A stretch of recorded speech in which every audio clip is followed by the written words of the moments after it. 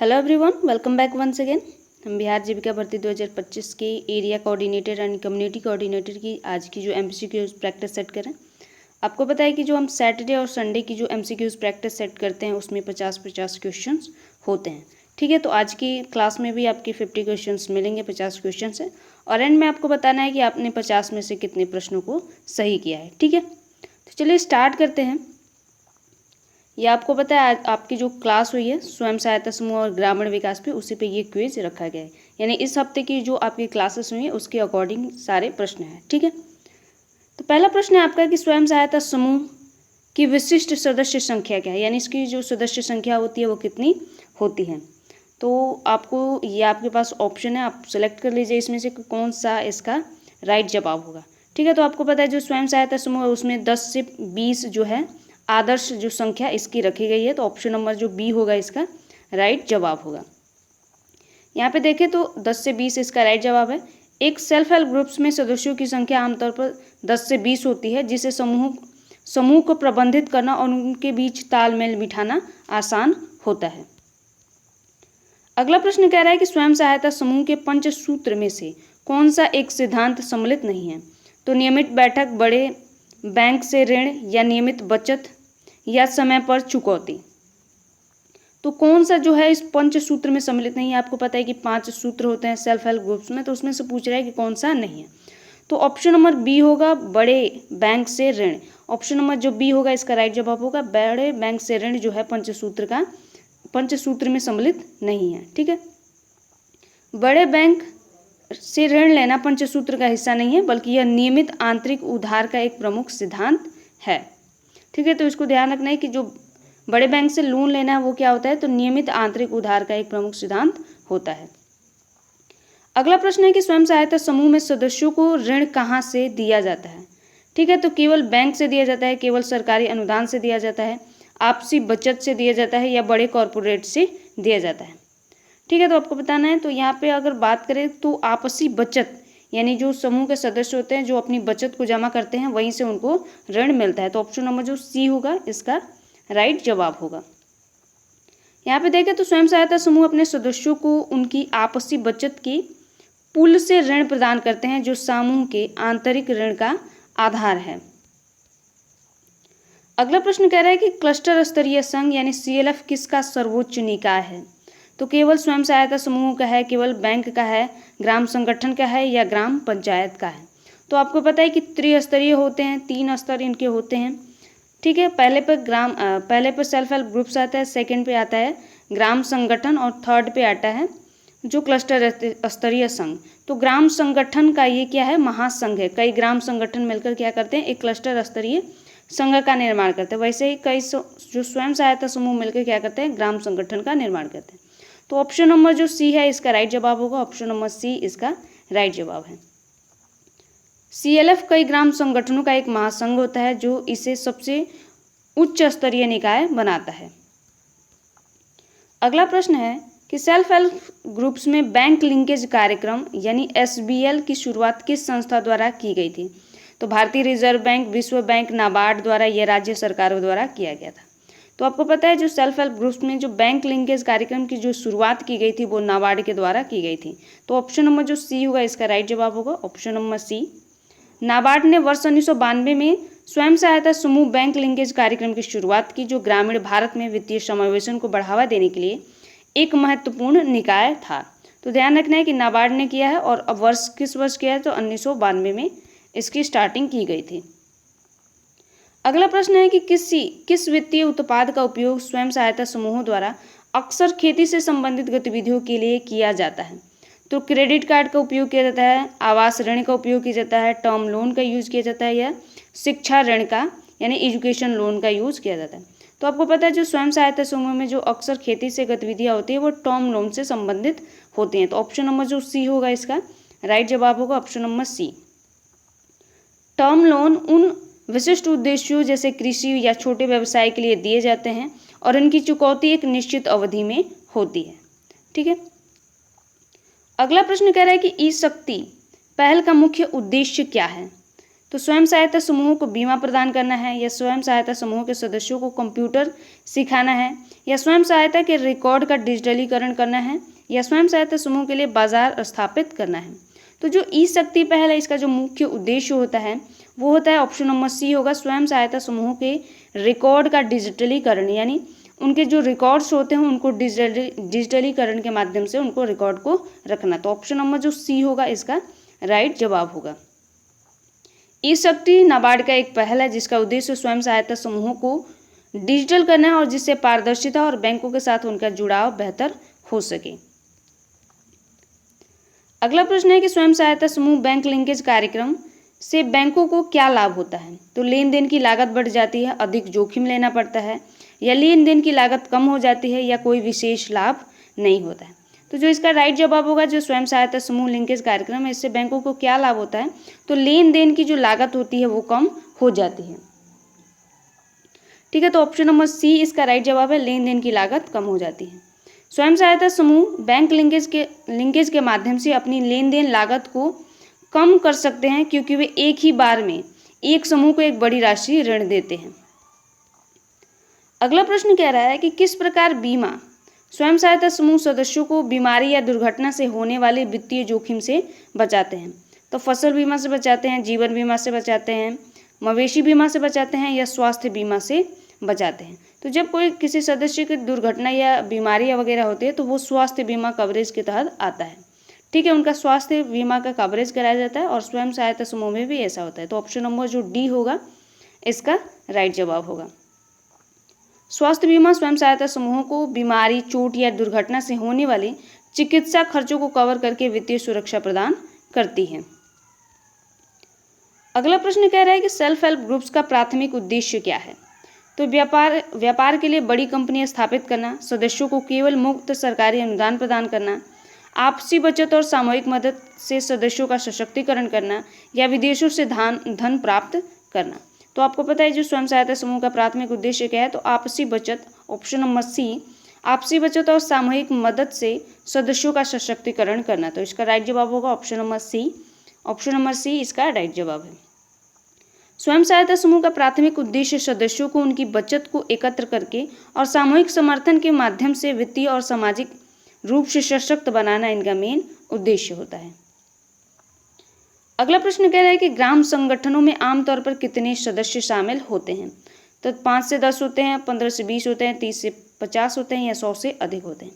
तो यहाँ पे ध्यान रखना है कि ग्राम संगठनों की पूछ रहा है तो 15 से 20 क्या होते हैं, इसके सदस्य होते हैं। तो ऑप्शन नंबर जो बी होगा इसका राइट जवाब होगा।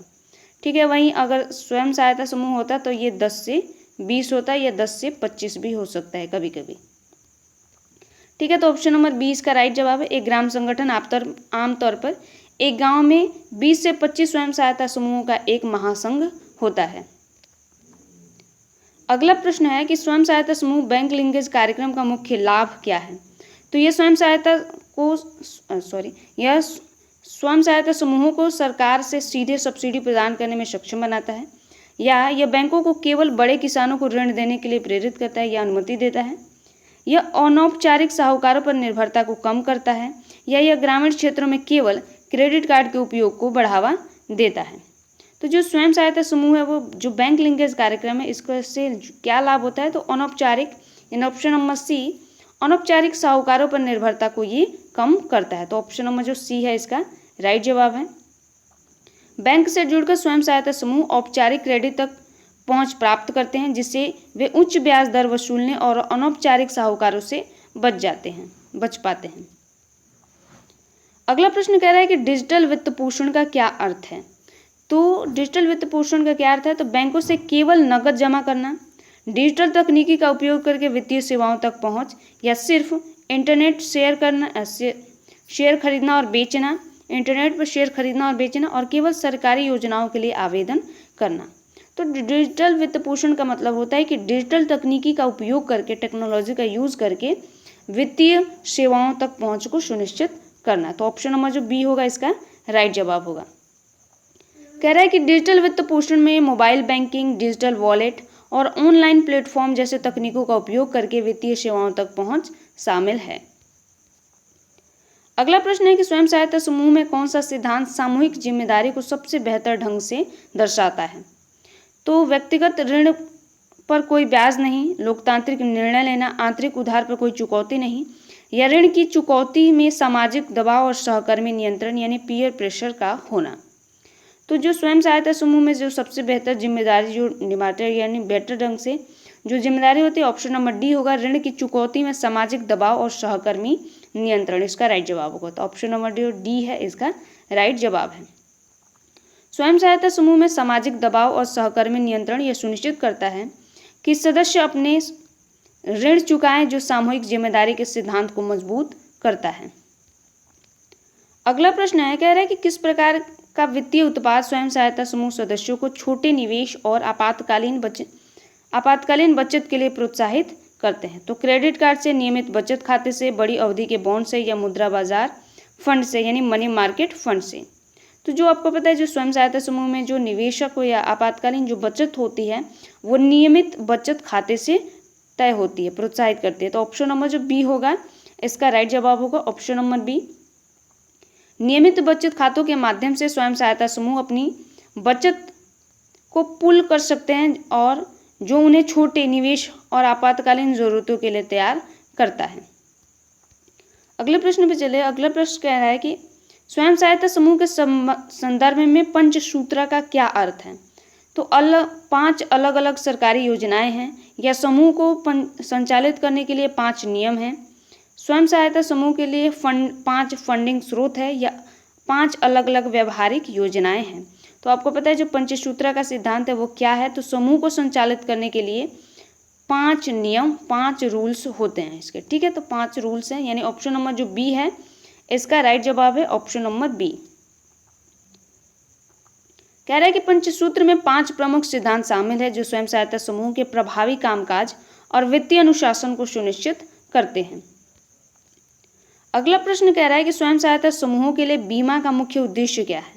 तो केवल निवेश से लाभ कमाना है, या केवल अमीर सदस्यों को कवर करना है, या अप्रत्याशित घटनाओं से होने वाले वित्तीय जोखिम को कम करना है, या सदस्यों को केवल बचत करने के लिए प्रोत्साहित करना है। तो आपको पता है जो स्वयं सहायता समूह में बीमा का जो मुख्य उद्देश्य होता है वो अप्रत्याशित घटनाओं यानी ऑप्शन नंबर सी, अप्रत्याशित घटनाओं से होने वाले वित्तीय जोखिम को कम करना इसका मेन उद्देश्य होता है। तो ऑप्शन नंबर जो सी है इसका राइट जवाब है। बीमा जो है स्वयं सहायता समूहों को बीमारी, मृत्यु या प्राकृतिक आपदाओं जैसी अप्रत्याशित घटनाओं से होने वाले वित्तीय जोखिम से बचाता है। अगला कह रहा है कि स्वयं सहायता समूह को औपचारिक वित्तीय संस्थानों से जोड़ने वाली प्रक्रिया को क्या कहा जाता है? तो माइक्रो क्रेडिट कार्यक्रम कहा जाता है, ग्रामीण वित्त पोषण कहा जाता है, या स्वयं सहायता समूह बैंक लिंकेज कार्यक्रम कहा जाता है, या सरकारी अनुदान कार्यक्रम कहा जाता है। तो आपको पता है जब बैंकों से स्वयं सहायता समूह को जोड़ा जाता है तो ऑप्शन नंबर सी होगा, स्वयं सहायता समूह बैंक लिंकेज कार्यक्रम, यानी ऑप्शन नंबर जो सी है इसका राइट जवाब है। स्वयं सहायता समूह बैंक लिंकेज कार्यक्रम वह प्रक्रिया है जिसके माध्यम से स्वयं सहायता समूहों को बैंकों से जोड़ा जाता है, जिससे उन्हें औपचारिक ऋण तक पहुंच मिलती है। अगले प्रश्न पे चले। अगला प्रश्न कह रहा है कि डिजिटल वित्तीय मॉडल जैसे मोबाइल बैंकिंग से स्वयं सहायता समूह को क्या लाभ होता है? तो लेन देन में अधिक समय लगता है, रिकॉर्ड रखना और भी मुश्किल हो जाता है, या बैंकों के साथ उनका संबंध कमज़ोर हो जाता है, या लेन देन की लागत कम होती है और पारदर्शिता बढ़ जाती है। तो डिजिटल वित्तीय मॉडल से जो सेल्फ हेल्प ग्रुप्स को जो लाभ होता है वो होता है ऑप्शन नंबर डी, लेन देन की लागत कम होती है और पारदर्शिता बढ़ जाती है, ठीक है। तो ऑप्शन नंबर जो डी है इसका राइट जवाब है। मोबाइल बैंकिंग और डिजिटल भुगतान से यात्रा खर्च और मैनुअल रिकॉर्डिंग की लागत कम होती है जबकि पारदर्शिता बढ़ती है। अगला प्रश्न कह रहा है कि स्वयं सहायता समूह के पंचसूत्र में नियमित बैठकों का क्या महत्व है? तो पहला ऑप्शन है कि केवल सामाजिक बातचीत के लिए है, दूसरा है कि यह सुनिश्चित करता है कि सदस्य एक दूसरे के वित्तीय प्रदर्शन से अवगत हैं, तीसरा कह रहा है कि केवल बचत जमा करने के लिए है, और चौथा है केवल बाहरी मेहमानों के लिए है। तो जो पंचसूत्रा में जो नियमित बैठक का महत्व है वो होता है ऑप्शन नंबर बी, यह सुनिश्चित करता है कि सदस्य एक दूसरे के वित्तीय प्रदर्शन से अवगत हो। तो ऑप्शन नंबर जो बी होगा इसका राइट जवाब होगा।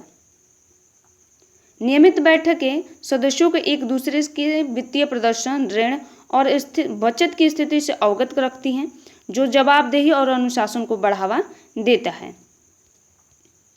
अगला प्रश्न है कि किस महासंघ का उद्देश्य हजारों सदस्यों की सामूहिक शक्ति का प्रतिनिधित्व करना है?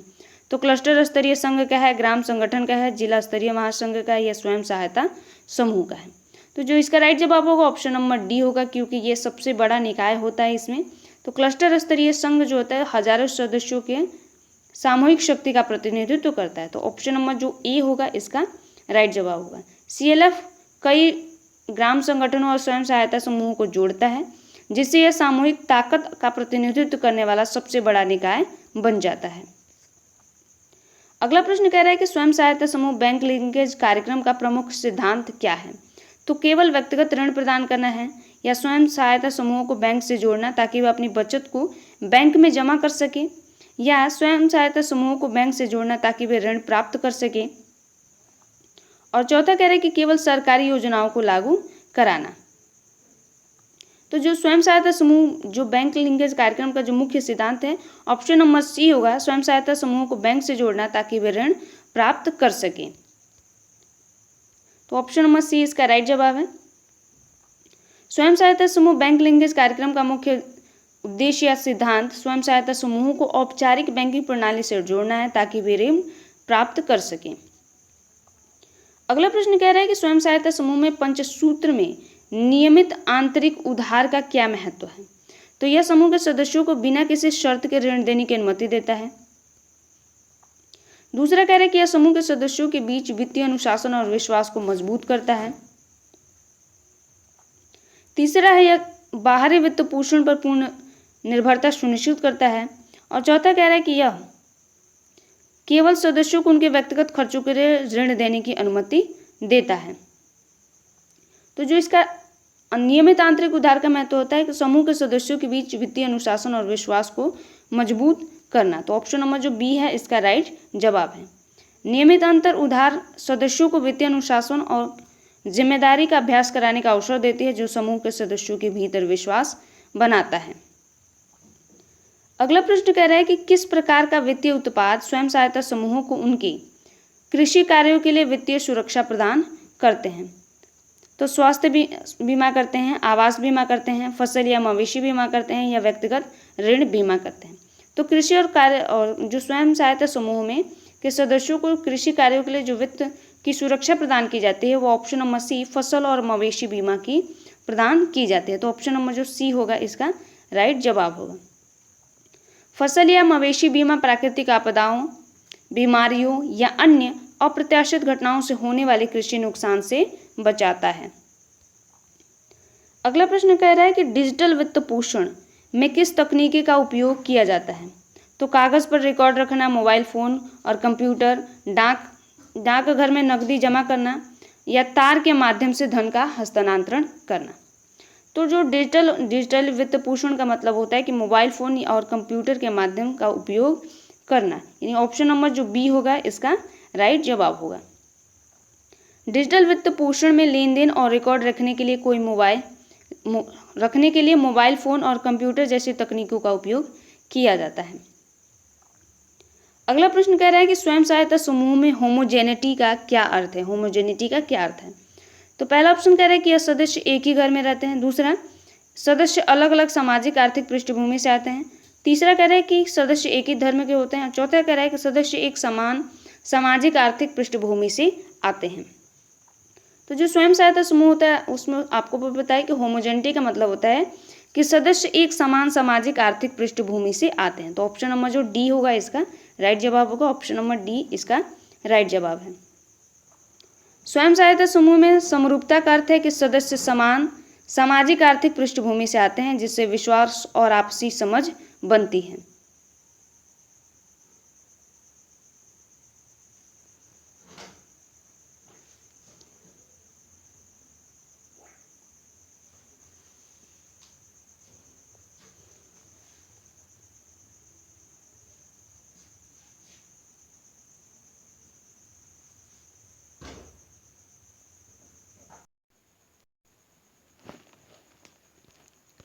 अगले प्रश्न पे चलते हैं। अगला प्रश्न कह रहा है कि स्वयं सहायता समूह की कौन सी विशेषता उन्हें बैंकों के लिए आकर्षक बनाती है। तो सभी सदस्यों को अलग अलग ऋण क्रेडिट रेटिंग, या वे बहुत बड़े ऋण की मांग करते हैं, या समूह की सामूहिक जिम्मेदारी, या उनका कोई औपचारिक रिकॉर्ड नहीं होता है। तो जो स्वयं सहायता समूह होते हैं उनकी सबसे बड़ी विशेषता का एक आकर्षण होता है, वो होता है समूह की सामूहिक जिम्मेदारी, यानी ऑप्शन नंबर जो सी होगा इसका राइट जवाब होगा समूह की सामूहिक जिम्मेदारी। समूह की सामूहिक जिम्मेदारी ऋण चुकौती की दर उच्च दर सुनिश्चित करती है, जिससे बैंकों के लिए जोखिम कम हो जाता है। अगला प्रश्न कह रहा है कि स्वयं सहायता समूहों को अक्सर किस प्रकार की आजीविका गतिविधियों को बढ़ावा देने के लिए जाना जाता है। तो पहला ऑप्शन है कि केवल बड़े बैंकों का विनिर्माण यानी मैन्युफैक्चर, या केवल सरकारी नौकरियों के लिए आवेदन करना, या केवल सेवा आधारित उद्योग, या सूक्ष्म उद्यम यानी माइक्रो एंटरप्राइजेज जैसे कि सिलाई, हस्तशिल्प और पशुपालन। तो स्वयं सहायता समूह में जो आजीविका गतिविधियों को बढ़ावा दिया जाता है तो ऑप्शन नंबर डी होगा सूक्ष्म उद्यम यानी माइक्रो एंटरप्राइजेज जैसे सिलाई, हस्तशिल्प और पशुपालन को बढ़ावा देना। तो ऑप्शन नंबर जो डी है इसका राइट जवाब है, ऑप्शन नंबर डी इसका राइट जवाब है। कह रहे हैं कि सूक्ष्म उद्यम स्वयं सहायता समूह अक्सर छोटे पैमाने के व्यवसाय जिसे सूक्ष्म उद्यम भी कहा जाता है को शुरू करने और चलाने के लिए ऋण और प्रशिक्षण प्रदान करते हैं, यानी पैसे और ट्रेनिंग दोनों दी जाती है इसमें। अगला प्रश्न कह रहा है कि किस वित्तीय उत्पाद का उपयोग करके स्वयं सहायता समूह सदस्यों द्वारा अक्सर एक साथ कई सदस्यों की जरूरतों को पूरा करने के लिए किया जाता है। तो व्यक्तिगत ऋण, सामूहिक ऋण, क्रेडिट ऋण या आवास ऋण। तो यहाँ पे बात कर रहे हैं कि स्वयं जो सदस्य होते हैं कई सदस्यों की बात कर रहे हैं, कई सदस्यों की यानी सामूहिक ऋण इसका जवाब होगा। ऑप्शन नंबर जो बी है, ऑप्शन नंबर बी सामूहिक ऋण के माध्यम से जो समूह के सदस्यों की जरूरतों को पूरा किया जाता है। तो सामूहिक ऋण एक ऐसा वित्तीय उत्पाद है जो पूरे समूह को एक साथ दिया जाता है जिससे वे अपनी विभिन्न जरूरतों को पूरा कर पाते हैं। अगले प्रश्न में चले कह रहा है कि CLF यानी क्लस्टर लेवल फेडरेशन के मुख्य कार्यों में से एक क्या है। तो स्वयं सहायता समूह के सदस्यों के लिए नौकरी की तलाश करना, या केवल सरकार के लिए धन इकट्ठा करना, या जो ग्राम संगठन होता है यानी VOs को बैंकों से जोड़ना, और चौथा कह रहे हैं कि प्रत्येक स्वयं सहायता समूह के लिए व्यक्तिगत बचत खाते खोलना। तो ऑप्शन नंबर सी इसका राइट जवाब होगा। ये स्वयं जो ग्राम संगठन होते हैं उनके लिए उनको क्या करता है, बैंकों से जोड़ता है, यानी VOs को क्या करना है, बैंकों से जोड़ना इसका मुख्य कार्य होता है। तो ऑप्शन नंबर जो सी है इसका राइट जवाब है। CLF सर्वोच्च निकाय होने के नाते VOs को बैंकों और अन्य वित्तीय संस्थानों के साथ जोड़ने में मदद करते हैं ताकि वे बड़े ऋण प्राप्त कर सकें। अगला प्रश्न है कि किस कार्यक्रम ने स्वयं सहायता समूह बैंक लिंकेज कार्यक्रम को दुनिया के सबसे बड़े माइक्रो फाइनेंस कार्यक्रमों से अलग बना दिया है। तो स्वयं सहायता समूह वित्त पोषण योजना के माध्यम से, नाबार्ड की पहल है, या ग्रामीण रोजगार योजना है, या शहरी विकास कार्यक्रम है। तो इसका जो राइट जवाब होगा कि दुनिया के सबसे बड़े माइक्रो फाइनेंस कार्यक्रमों में से एक बना दिया है बैंक लिंकेज को। तो किस कार्यक्रम ने बनाया, तो नाबार्ड की पहल के माध्यम से ये संभव हुआ है। तो ऑप्शन नंबर जो बी है इसका राइट जवाब है। नाबार्ड की पहल के तहत SBLP ने बड़े पैमाने पर सफलता हासिल की है, जिससे दुनिया के सबसे बड़े माइक्रो फाइनेंस कार्यक्रमों में से एक बनाकर रख दिया है इसको। अगला प्रश्न है कि स्वयं सहायता समूह में सामूहिक जिम्मेदारी का क्या अर्थ है। तो केवल सबसे गरीब सदस्य ऋण चुकाने के लिए जिम्मेदार होते हैं, या केवल समूह के नेता ऋण चुकाने के लिए जिम्मेदार होते हैं, या यदि कोई सदस्य ऋण नहीं चुका पाता है तो बाकी सदस्य सामूहिक रूप से ऋण चुकाने में मदद करते हैं, या चौथा कह रहे हैं कि केवल बैंक ही सदस्यों से ऋण चुकाने के लिए जिम्मेदार होते हैं। तो जो सामूहिक जिम्मेदारी का मतलब होता है स्वयं सहायता समूह में, तो यदि ऑप्शन नंबर सी होगा, यदि कोई सदस्य ऋण नहीं चुका पाता है तो बाकी सदस्य सामूहिक रूप से ऋण चुकाने में मदद करते हैं। तो ऑप्शन नंबर जो सी होगा इसका राइट जवाब होगा। तर्क कह रहा है कि सामूहिक जिम्मेदारी का मतलब है कि एक सदस्य की विफलता की स्थिति में पूरा समूह यह सुनिश्चित करने के लिए जिम्मेदार होता है कि ऋण चुकाया जाए।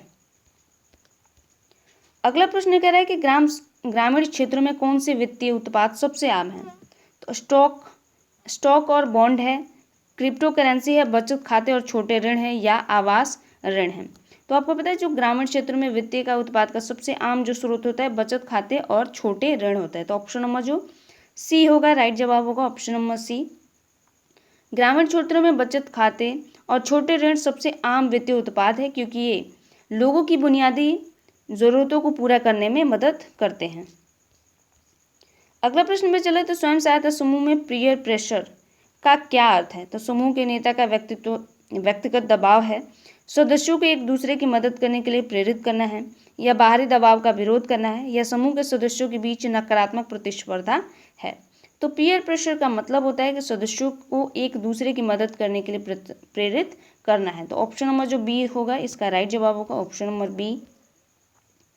पीयर प्रेशर का एक सकारात्मक दबाव है जो सदस्यों को अपने दायित्वों को पूरा करने जैसे ऋण चुकाना और नियमित बचत रखना आदि के लिए प्रेरित करता है।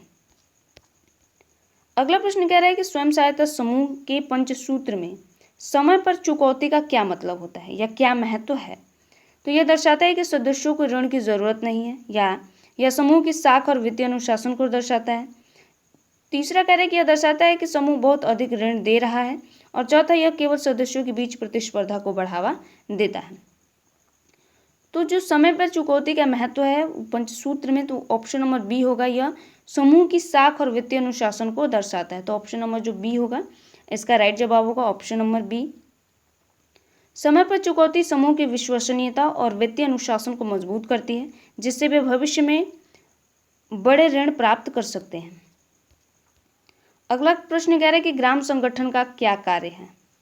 तो स्वयं सहायता समूह को सदस्यों को व्यक्तिगत रूप से ऋण देना है, या स्वयं सहायता समूह का पर्यवेक्षण और क्षमता निर्माण करना है, या केवल सरकार से अनुदान प्राप्त करना है, या केवल व्यक्तिगत विवादों को हल करना है।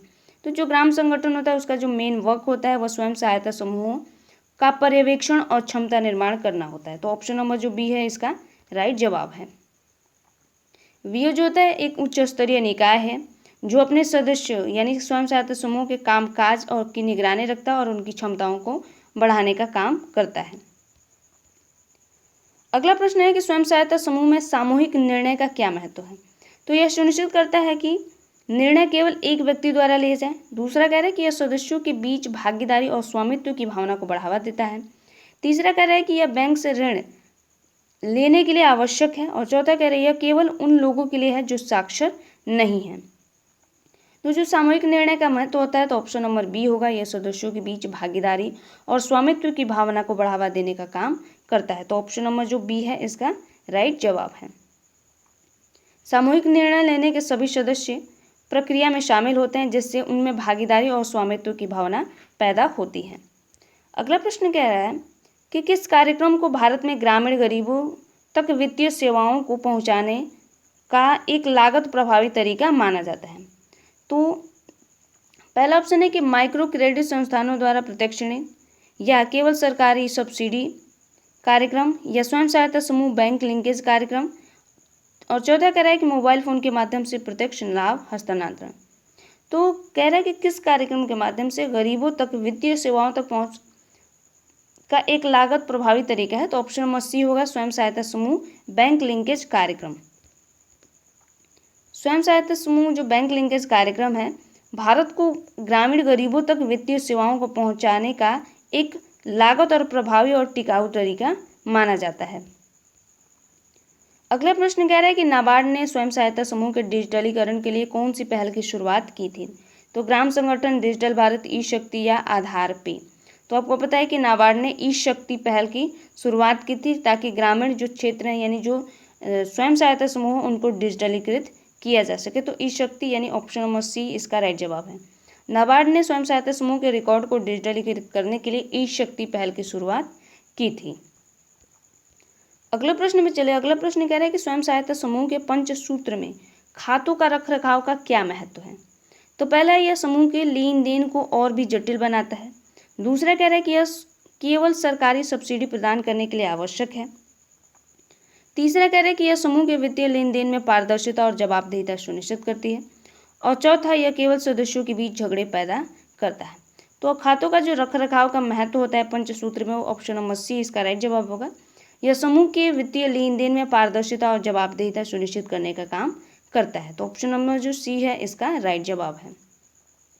खातों का सही रखरखाव समूह को वित्तीय स्वास्थ्य को दर्शाता है और सदस्यों के बीच विश्वास और पारदर्शिता को बढ़ावा देने का काम करता है। अगला प्रश्न है कि CLF यानी क्लस्टर लेवल फेडरेशन का प्राथमिक कार्य क्या है? तो स्वयं सहायता समूह सदस्यों को सीधे ऋण देना, या VO के लिए बाहरी संसाधन जुटाना, या केवल सामाजिक मुद्दों को हल करना, या केवल सदस्यों को व्यवहारिक प्रशिक्षण देना।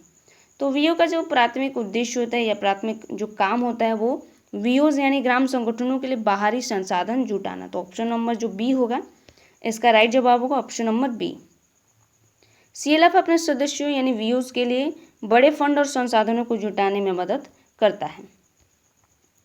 अगला प्रश्न है कि स्वयं सहायता समूह की सफलता के लिए कौन सा कारक सबसे महत्वपूर्ण है?